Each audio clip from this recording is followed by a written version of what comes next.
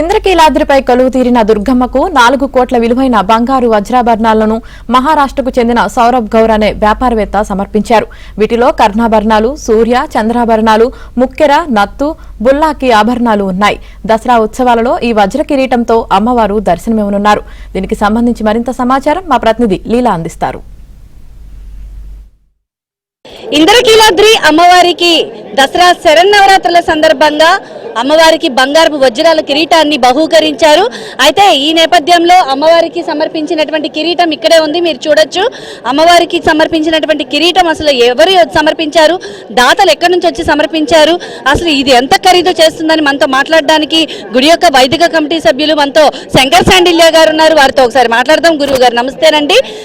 అంటే దసరా శరన్నవరాత్రుల్లో తొలి రోజు బాలా త్రిపుర సుందరి దేవిలో ఉన్నటువంటి అమ్మవారికి ఈ రోజు వజ్రాలతో ఉన్నటువంటి కిరీటం వచ్చింది. ఇది ఎంత ఖరీదు చేస్తుంది, ఇది ఎవరిచ్చారు గురువు గారు దాతలు? జై దుర్గా భవాని. దేవీ నవరాత్రుల్లో అమ్మవారికి ఎంతో విశేషమైనటువంటి వజ్రాల కిరీటం ముంబైకి చెందినటువంటి సౌరభ్ గారు, ఆయన చాలా పెద్ద వ్యాపారవేత్త, ఆయన అమ్మవారికి మహాభక్తుడు. ఆయన ఏం చేశారంటే అమ్మవారిని దర్శనం చేసుకొని అమ్మవారికి ఏదైనా చేయిస్తామంటే అప్పుడు మేము మన ఖండవల్లి BVSN రాజు గారు అమ్మవారికి ఏం చేస్తే చెప్తే చేయిస్తారండి అంటే అప్పుడు మేము చెప్పాము అమ్మవారికి ఎప్పటి నుంచో వజ్రాల కిరీటం అనుకుంటున్నాం, ఆ వజ్రాల కిరీటం అమ్మవారు చేస్తే బాగుంటుందన్నా.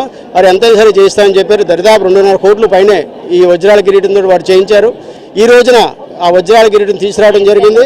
కాబట్టి రేపటి నుంచి గాయత్రి అమ్మవారి అలంకరణలో అమ్మవారు ఈ వజ్రాల కిరీటంలో భక్తులందరికీ కూడా దర్శనమిస్తారు. అమ్మవారికి ఎంతో విశేషమైనటువంటి, ఎందుకంటే అమ్మవారికి అంతకు పూర్వం చాలా కిరీటాలు ఉన్నాయి. మొట్టమొదట మనకి రాయబాడ సాంబశివరావు గారు ఇచ్చారు 1981లో.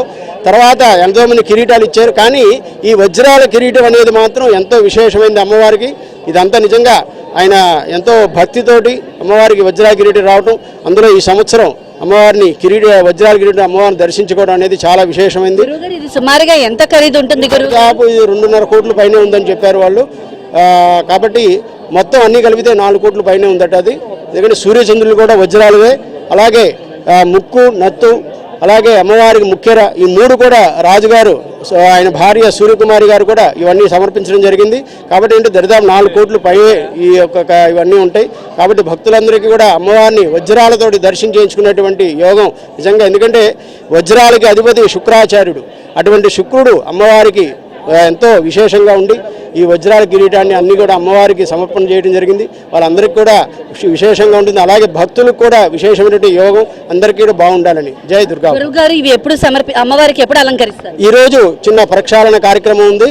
ఈ ప్రక్షాళన కార్యక్రమం అయిపోయిన తర్వాత అమ్మవారికి రేపు గాయత్రీదేవి నుంచి అమ్మవారి అలంకరణ చూసుకోవచ్చు. అయితే చూడొచ్చు ఇక్కడ మీరు అమ్మవారికి వజ్రాలతో పొదిగినటువంటి అమ్మవారి కిరీటం కనిపిస్తుంది.